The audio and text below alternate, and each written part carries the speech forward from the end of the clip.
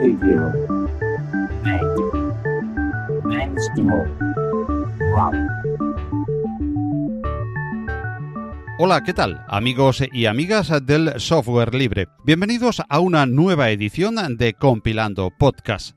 Alcanzamos ya la edición número 7 de este espacio, por lo tanto la octava vez que nos encontramos, pues contamos desde cero. En la presente entrega vamos a conocer un poco mejor a la Fundación Apache.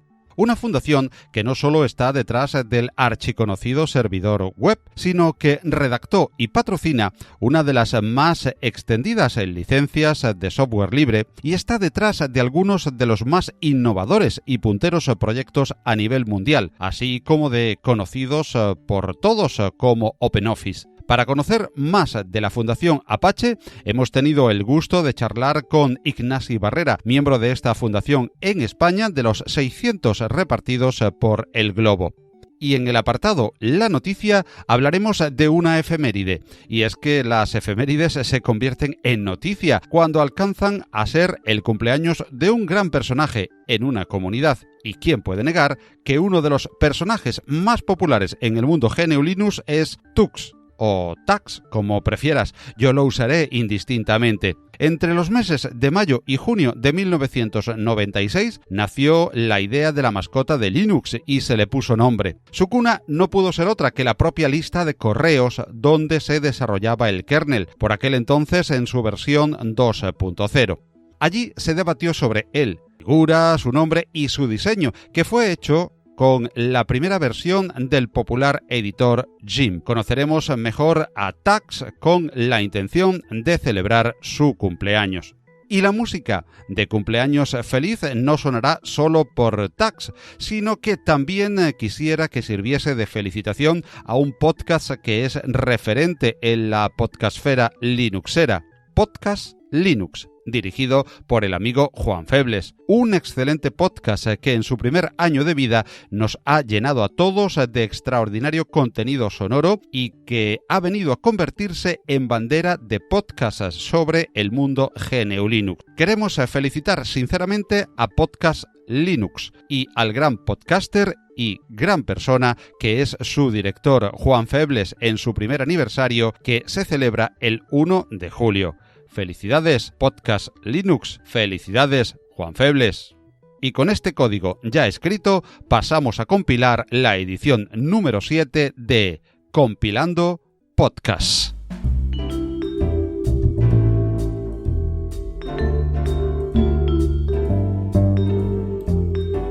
Algo,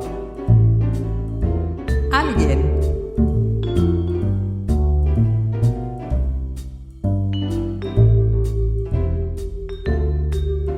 En nuestro apartado Algo, Alguien de esta edición de Compilando Podcast, vamos a conocer algo junto a alguien. Ese algo es la Fundación Apache, de la que conoceremos más a través de las palabras de Ignasi Barrera. Ignasi es ingeniero en informática y desarrollador de software que desde Barcelona trabaja escribiendo código en desarrollos de nube híbrida. Desde hace años es uno de los 600 miembros de la Fundación Apache repartidos por el mundo. Es además miembro del Project Management Committee de su proyecto y como tal elector del Board of Directors, las 9 personas que forman la cabeza visible de la Fundación Apache. Al decir Apache, a todos se nos viene a la mente el que probablemente sea el software para servidor HTTP más usado en el mundo. Pero ese código fue precisamente el germen que dio lugar a una de las fundaciones mundiales de más peso y más reputada en el universo del software libre, manteniendo infraestructuras logísticas, jurídicas, de apoyo y comunitarias sobre un número increíble de proyectos importantes, además de incluso dar forma a una licencia open source igualmente extendida a nivel planetario. Es por ello un honor y un placer hablar hoy en Compilando Podcast de la Apache Foundation con Ignasi Barrera. Muy buenas, Ignasi. Hola, buenas. Aquí estamos. Como decíamos antes, el nombre de Apache enseguida nos sugiere el servidor HTTP. Pero, ¿qué es la Fundación Apache? Pues mira, la Fundación Apache es una organización sin ánimo de lucro que se creó en los Estados Unidos para proporcionar un marco en el que los proyectos open source se pudieran desarrollar de forma libre, diversa y sin estar bajo la influencia de ninguna empresa ni de ninguna corporación, y que lo pudieran hacer teniendo pues recursos tanto de infraestructura como recursos legales para protegerse y todo lo que un proyecto open source puede necesitar para desarrollarse.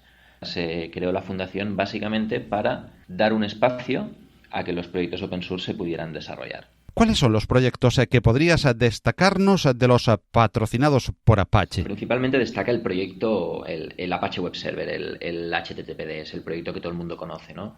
Tú escuchas hablar de Apache y la gente lo asocia directamente con el servidor web. El servidor web es con el que todo empezó, ¿no? Antes de existir la fundación, existía un grupo de gente que se denominaba el Apache Group, que era gente que contribuía parches al un servidor que existía de HTTPD. Este servidor se descontinuó y estos parches se fueron contribuyendo, los empezaron a agrupar y tal, y a partir de ahí se creó lo que fueron las primeras versiones del servidor Apache. A partir de ahí, 3 o 4 años después, me parece que fue, se creó la fundación, precisamente para dar cobertura a este proyecto, darle continuidad, protegerlo respecto a las empresas y que todo el mundo pudiera contribuir a él y disfrutarlo de una forma libre. Así se creó la fundación. El servidor Apache es el emblema de Apache, es el servidor más importante. Pero en los últimos años sí que hemos visto que han empezado a aparecer proyectos, sobre todo con la evolución de la industria hacia el cloud, con todos los temas de Big Data, Internet of Things y tal. Hay proyectos muy destacados de la industria, como puede ser Apache Hadoop para temas de Big Data, que es lo que todo el mundo está utilizando para hacer batch processing hoy en día y temas de estos. Tenemos también Apache Spark, que es para hacer más proceso en real time, stream processing y tal, que también es un proyecto muy ampliamente usado. Tenemos Apache Kafka, que es uno que también se escucha mucho. Apache Beam es otro proyecto que ahora está pegando muy fuerte, que básicamente proporciona abstracciones para pipelines de Big Data. El Big Data ya no simplemente se consume, lo tienes tú en tu data center, ¿no? Sino que desde el cloud tú lo puedes consumir. Google Compute Engine tiene sus herramientas de Big Data y sus pipelines, Amazon tiene los suyos, Azure de Microsoft también tiene los suyos. Apache Beam proporciona una interfaz común sobre estos proyectos, ¿no? Completando un poquito los proyectos de Big Data que tenemos. Tenemos proyectos de Internet of Things, como uno que se ha graduado recientemente, que es Apache Minute, que es un sistema operativo para sistemas embebidos. Es decir, realmente hay muchos proyectos que abarcan muchos campos de la industria, ¿no? Pero estos sí que son más o menos los principales. Apache Tomcat para aplicaciones Java. Realmente proyectos hay más de 300 proyectos, enumerarlos es muy difícil, desde librerías, servidores, temas de Big Data como hemos comentado. Hay un amplio espectro de proyectos en Apache. Y bueno, ¿en qué proyectos está trabajando personalmente Ignasi? Yo estoy trabajando ahora mismo en un solo proyecto que es Apache JClouds, que es una librería de Java para hablar con las diferentes APIs de los cloud providers que hay. Es una librería que sirve para hablar con las APIs de Amazon, de Azure, de Google Compute Engine, de DigitalOcean, bueno, con las típicas APIs de cloud providers, que son providers de compute y de storage, donde tú te puedes crear tus servidores, tus data centers virtuales ahí en la nube y tal.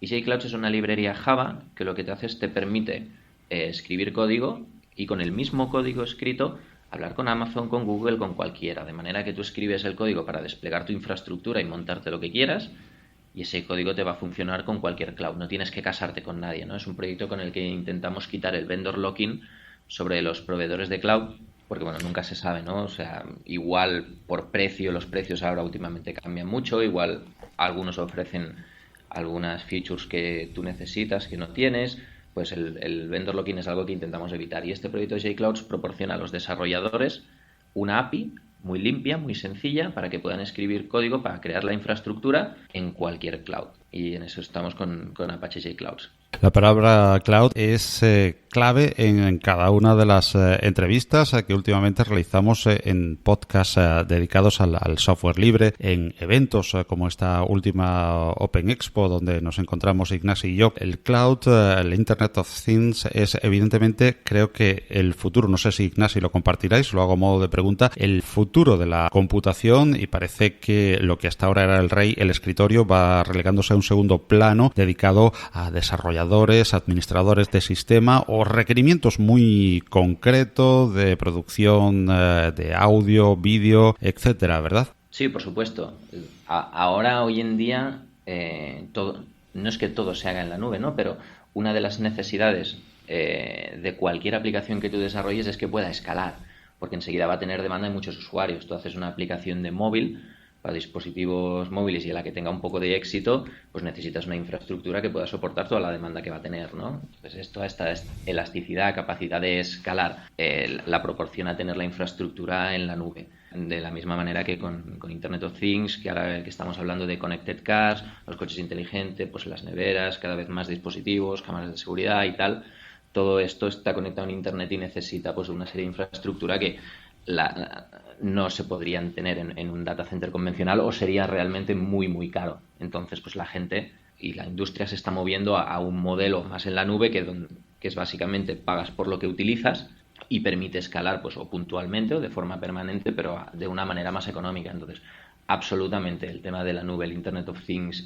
incluso el Big Data para procesar datos, cualquier aplicación que desarrolles hoy en día, es probable que tenga que procesar una cantidad muy muy grande de datos, si estamos hablando de feeds, agregarlos, cruzar datos, y toda la infraestructura para realizar ese proceso es una infraestructura grande, costosa, y hoy en día todo se despliega en la nube, así que por supuesto que de aquí a los próximos años las arquitecturas en la nube, arquitecturas serverless que se están llevando ahora, que se llaman, donde ya no tienes servidores, sino defines tú una serie de funciones que se ejecuta automáticamente, luego se destruye, todo se está moviendo hacia esta parte del cloud, hacia esta elasticidad y hasta este self-service de infraestructura.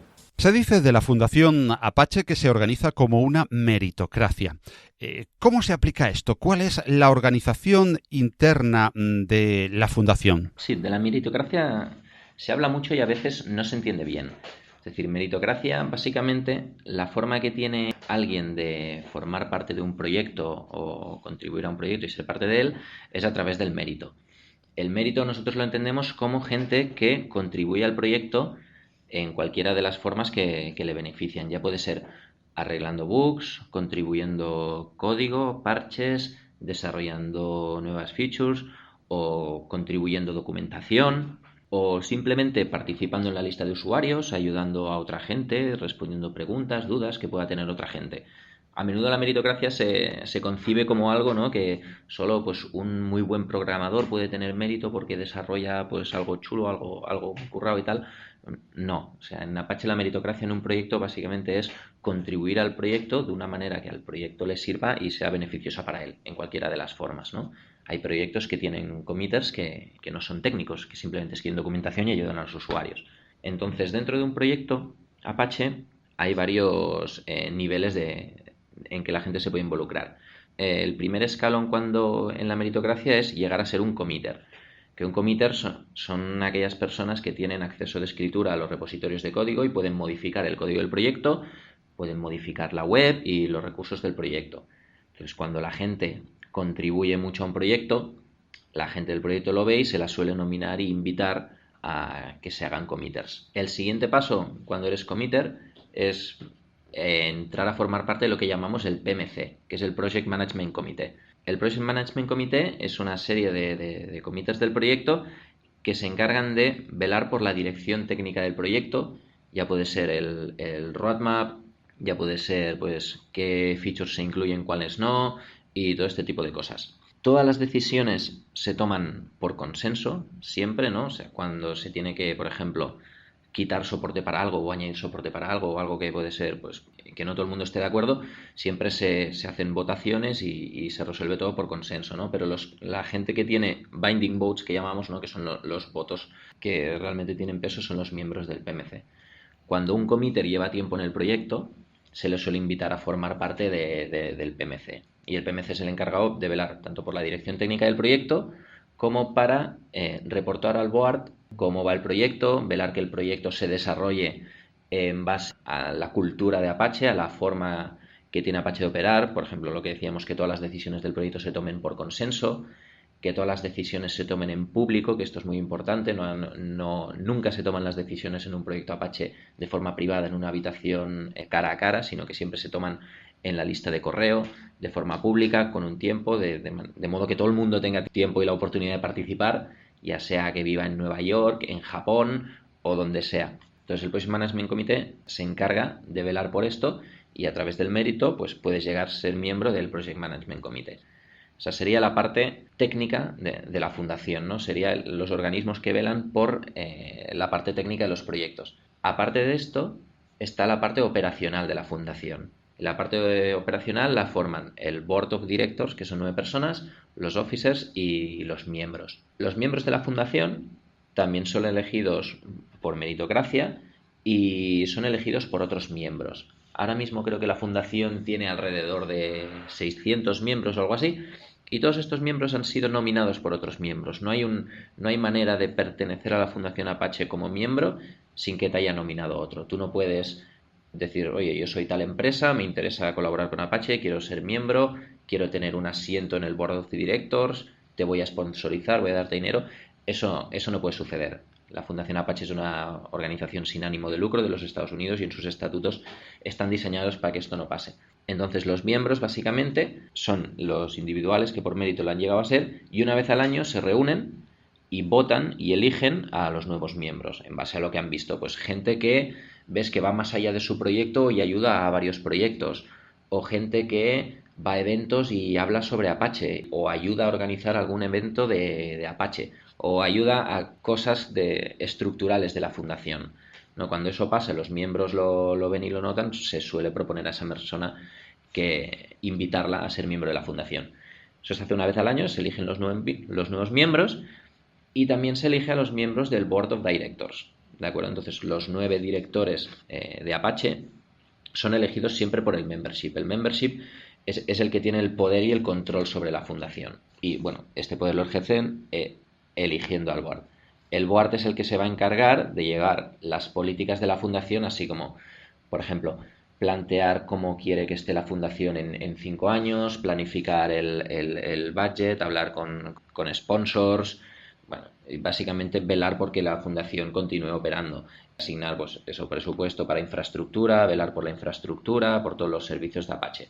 Déjame remarcar que esta es la parte, como si dijéramos, operacional de la fundación, ¿no? De la fundación en sí, que es la que se encarga de que todos los proyectos tengan todo lo que necesitan para desarrollarse como proyecto open source. Se encarga de velar porque todos los proyectos operen en base como la Fundación Apache cree que debería ser un proyecto open source, cómo las comunidades open source deberían gestionarse, pero termina ahí. Ni el Board of Directors, ni los miembros, ni nadie pueden influir en la dirección técnica de un proyecto, en qué sale en un proyecto, qué no. Eso es responsabilidad del Project Management Committee de cada proyecto. O sea, tenemos completamente separado lo que es la dirección técnica de la dirección operacional de la fundación, por así decírselo. Podríamos decir, pues, que se garantiza la membresía en base a una aportación mérito y no por poder económico o de otra índole. Sí, por supuesto. Es una manera que tenemos de garantizar que no pueda haber influencias externas interesadas de cualquier corporación, porque la única manera, por ejemplo, de influenciar un proyecto, tú no puedes poner directamente dinero a un proyecto, empezar a contribuir y hacer que ese proyecto pues te saque una feature que te interesa o se integre con un servicio tuyo, por decir algo. La única manera que tienes de conseguir influencia en un proyecto es, si tú eres una empresa, poniendo a tus empleados a colaborar con el proyecto, a contribuir en el proyecto y esperar que los miembros del Project Management Committee pues algún día los nominen como committers o los inviten a formar parte del Project Management Committee. La única manera que hay es involucrando a la gente por mérito, y eso beneficia tanto a la empresa porque puede llegar a tener más empleados influenciando en el proyecto, como a Apache porque llega a tener más contributors en el proyecto. Los estatutos de Apache están diseñados para que todos los proyectos sean libres, no influenciables y que la gente que ponga el dinero no pueda influenciar en la dirección técnica de los proyectos y tal, sino que se desarrollen de forma libre por la comunidad. Apache creó una licencia propia que difiere de la también muy extendida en el software libre GPL. ¿Es más restrictiva o más libre? ¿Cuáles son sus rasgos fundamentales? La licencia Apache es más permisiva que la GPL. De hecho, es una de las licencias más permisivas que hay y está pensada para ser una licencia pragmática.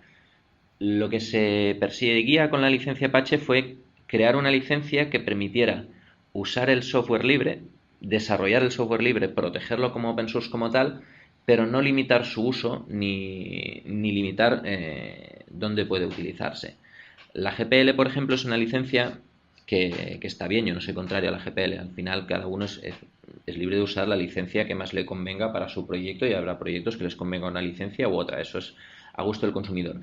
La GPL lo que sí que es una licencia más filosófica, por decirlo de alguna manera, ¿no? Más de principios, en la que su propósito es la expansión del software libre y tiene cláusulas que se encargan de ello, por eso lo llaman una licencia viral, de modo que si tú utilizas algún proyecto o modificas algún proyecto que está bajo la licencia GPL, esas modificaciones que tú haces las tienes que redistribuir bajo la misma licencia. Tú no puedes hacer un for de un proyecto que está en la GPL, modificarlo y quedártelo para ti. O licenciarlo con otra licencia, lo tienes que distribuir también bajo los términos de la GPL y hacerlo open source. La licencia Apache en esto difiere.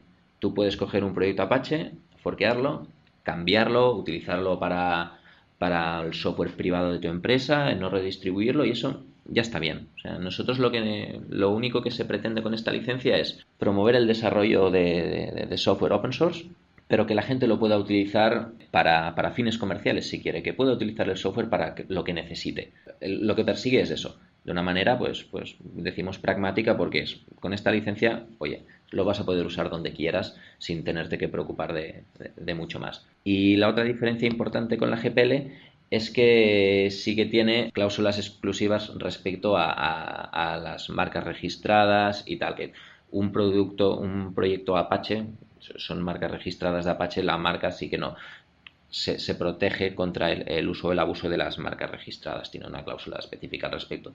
Pero yo diría que son las dos mayores diferencias con la GPL. Hablemos ahora de economía. ¿Cómo se financia la Fundación Apache?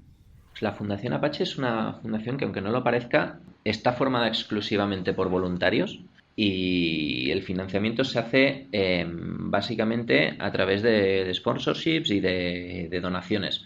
Es una organización sin ánimo de lucro.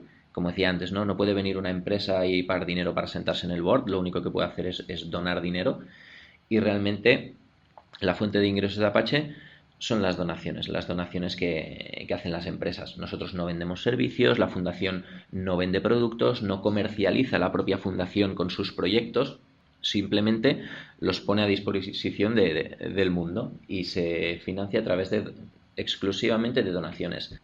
Con el dinero de la fundación sí que hay que mantener ciertos servicios. La fundación proporciona la infraestructura y todos los medios para los más de 300 proyectos que hay. Y sí que es verdad que al principio la fundación sí que estaba formada 100% por voluntarios.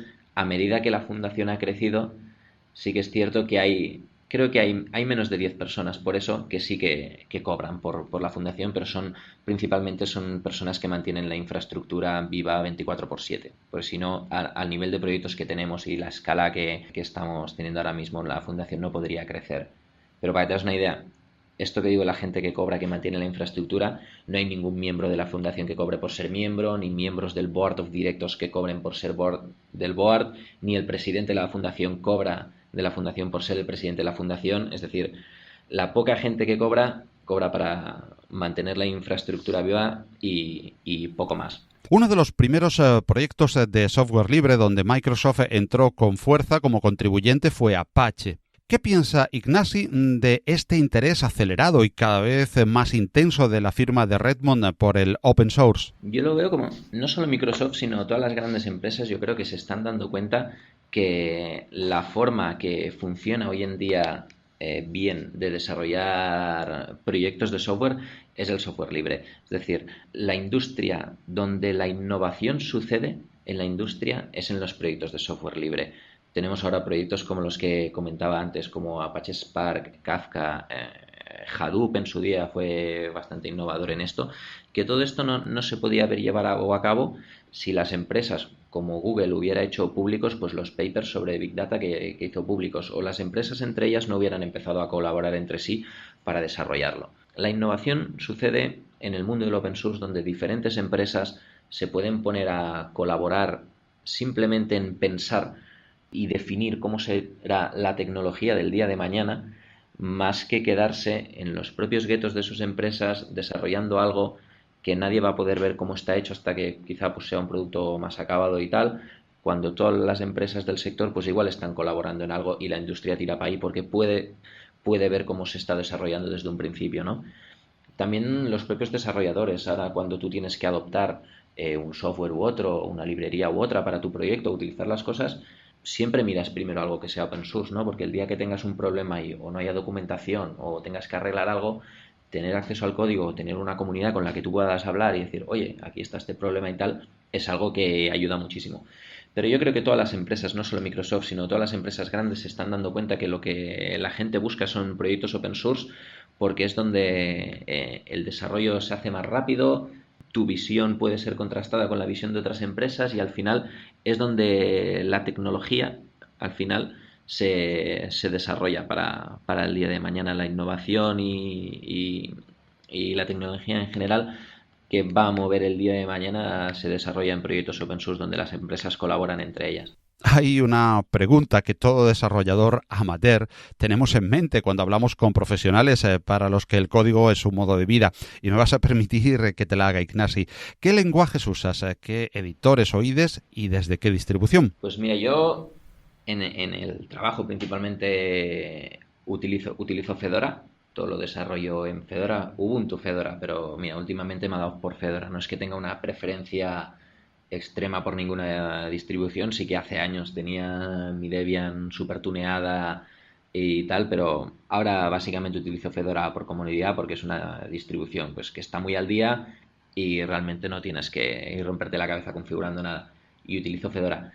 En mi día a día habitualmente programo en Java, sobre todo, bueno, el proyecto en el que colaboro en Apache, que es Apache JClouds, es una librería en Java, le dedico muchas horas y programo en Java. Para programar en Java utilizo el Eclipse y también programo mucho, sobre todo, bueno, shell scripts, y en Python y en Scala para lo que utilizo. Yo soy un fan del Vim, sé que esto es muy, muy opinable y hay muchos debates al respecto, pero para cualquier cosa que no sea desarrollo en Java, para escribir pequeños documentillos, para desarrollar en Python, Ruby o lenguajes de scripting y tal, suelo utilizar el Vim, es un poco de la vieja escuela. Pues ha sido un placer y un honor para Compilando Podcast contar con Ignasi Barrera, miembro en España de la Fundación Apache, al cual agradecemos enormemente su amabilidad y esperamos contar con él en posteriores ediciones. Muchas gracias y hasta la próxima, Ignasi. Gracias a vosotros, ha sido un placer. La noticia. Tux o Tux más castellanizado acaba de cumplir 21 añitos.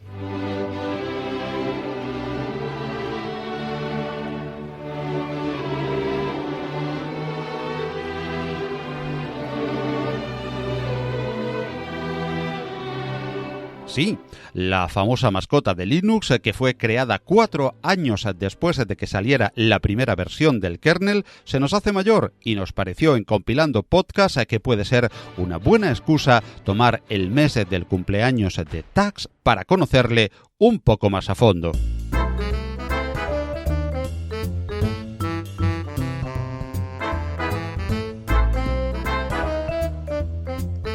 El nacimiento de Tux es algo difuso y por ello es difícil otorgarle una fecha concreta en el calendario. Pero sí conocemos que se forjó entre los meses de mayo y junio de 1996 con la versión 2.0 de Linux.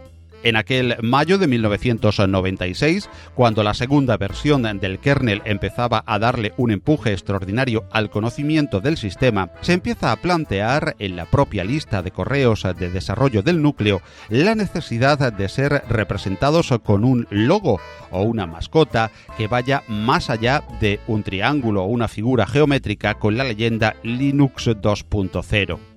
El propio Linus Torvalds, tras varias conversaciones al respecto y muchos comentarios con sus colaboradores, propone formalmente en un correo de fecha 9 de mayo de 1996, casi a las 6 de la tarde, hora de Helsinki, un concurso para elegir una mascota. En aquellos primeros años del desarrollo del núcleo, la figura de Torvalds tenía una marcadísima influencia, no solo en los aspectos técnicos, sino en todo lo que rodeaba a Linux. Y en las discusiones previas a la formalización del concurso, Linus ya había mencionado su afición por los pingüinos. Cuentan que en una visita al zoo australiano de Canberra, un pingüino picó a Torvalds y le causó una infección. Desde entonces, Linus comenta que cogió una enfermedad llamada pingüinitis, que consiste en soñar de noche con pingüinos por temor y quererlos mucho por encanto. La afición a este animal hizo que la primera de las versiones de Tags, por entonces sin nombre, fuese un pingüino sosteniendo el mundo por encima de su cabeza, creado por Dale Sheet.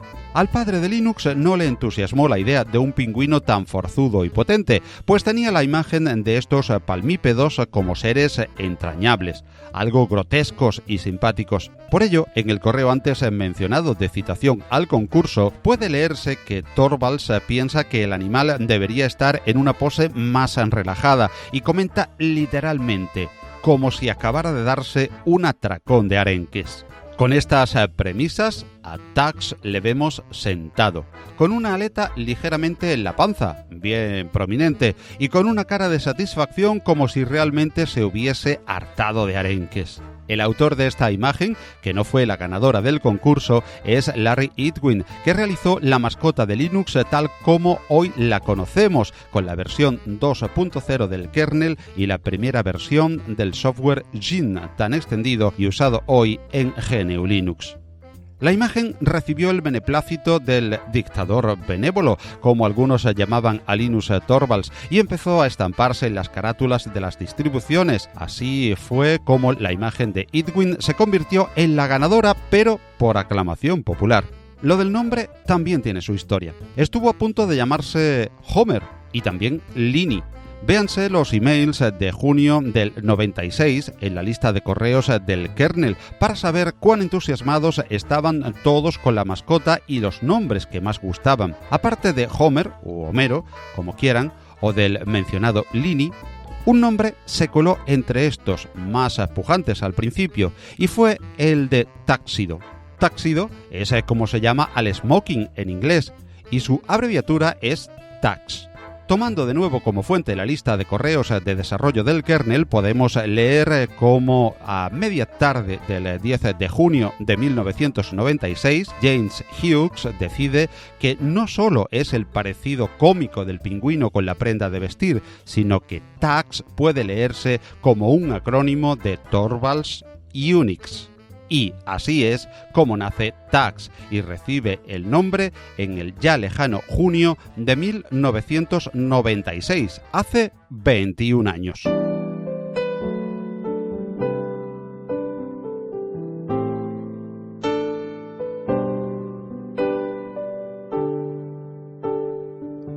La mascota de Linux que luce simpática y orgullosa en cientos de CDs, DVDs, camisetas, gorras, revistas y hasta en las tapas de nuestros portátiles. Y no solamente en forma de dibujos podemos encontrar a nuestra mascota, puesto que un grupo de entusiastas de Linux en el Reino Unido, liderados por el mismísimo Alan Cook, decidieron hacerlo real y en un programa de patrocinio de nacimiento de animales en cautividad decidieron patrocinar a un pingüino en el zoo de Bristol y llamarlo Tags. Y en las frías tierras de Siberia Occidental, en la ciudad de Tyumen, el grupo de usuarios de Linux local acordó con el consistorio y donativos llegados principalmente de simpatizantes rusos levantar una estatua con la figura de Tags en honor al kernel. Curiosa y quizás algo desconocida la historia del pingüino que anda de aniversarios y que hemos querido traerte a Compilando Podcast para decirle feliz cumpleaños Tux, feliz cumpleaños Tax.